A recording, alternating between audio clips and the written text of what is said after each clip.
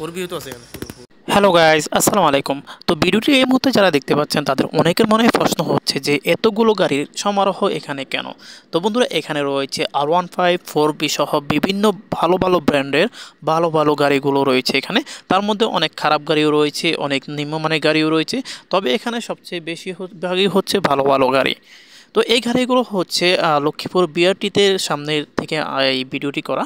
তো আমি এটা শুধু লক্ষ্মীপুর বিআরটি এর চিত্র না, সারা বাংলাদেশে যতগুলো বিআরটি রয়েছে সবগুলো চিত্রই হচ্ছে এমনটা যে হাজার হাজার গাড়ি এখানে ধরে আনা হয়েছে এবং এই গাড়িগুলোকে এখানে রেখে পচানো হচ্ছে।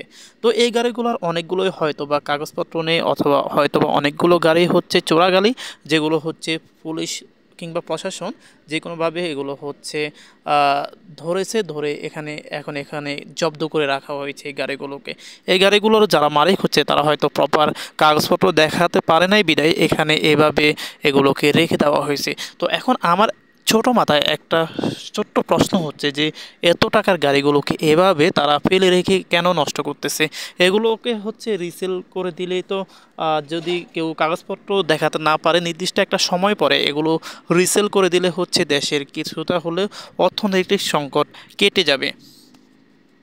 তো শুধু লক্ষ্মীপুর বিআরটি এর সামনে যদি এতগুলো গাড়ি থাকে, হাজার হাজার গাড়ি থাকে, তাহলে এবার চিন্তা করেন বাংলাদেশের যে ৬৬টি জেলা রয়েছে, ৬৬টি জেলার মধ্যে হচ্ছে সবগুলো জেলাতে হচ্ছে বিআরটিও রয়েছে এবং প্রত্যেকটা জেলাতে যদি এতগুলো করে গাড়ি রাখা হয়, কিছু কিছু জেলা আরও অনেক বেশি গাড়ি রাখা হয়। তো এই গাড়িগুলোকে আসলে এইভাবে নষ্ট না করে, এগুলো হচ্ছে সরকারি সম্পদ, এগুলো হচ্ছে বাংলাদেশের সম্পদ। তো বাংলাদেশের সম্পদগুলোকে এভাবে নষ্ট না করে আমার প্রশ্ন হচ্ছে এগুলোকে কেন বিক্রি করে দিচ্ছে না?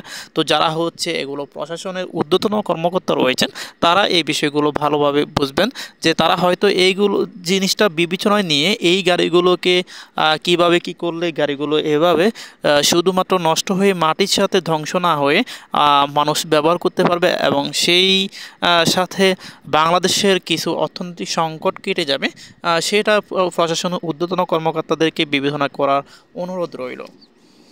অথবা এই গাড়িগুলো যাদের, তাদেরকে একটা নির্দিষ্ট সময় দেওয়া হোক যে এই নির্দিষ্ট সময়ের ভিতরে যদি আপনারা আপনাদের প্রপার কাগজপত্র দেখাতে না পারেন অথবা চোরাই গাড়ি যদি হয়, তাহলে যে কোনো পারপাসে এই গাড়িগুলোকে জব্দ করা হোক না কেন, তার একটা নির্দিষ্ট সময় সীমা বেঁধে দেওয়া হোক এবং নির্দিষ্ট সময় সীমার পরে এই গাড়িগুলোকে যদি নিলামে বিক্রি করে দেওয়া হয়, তাহলে আশা করি বাংলাদেশের অনেকটা সম্পদ রক্ষা পাবে।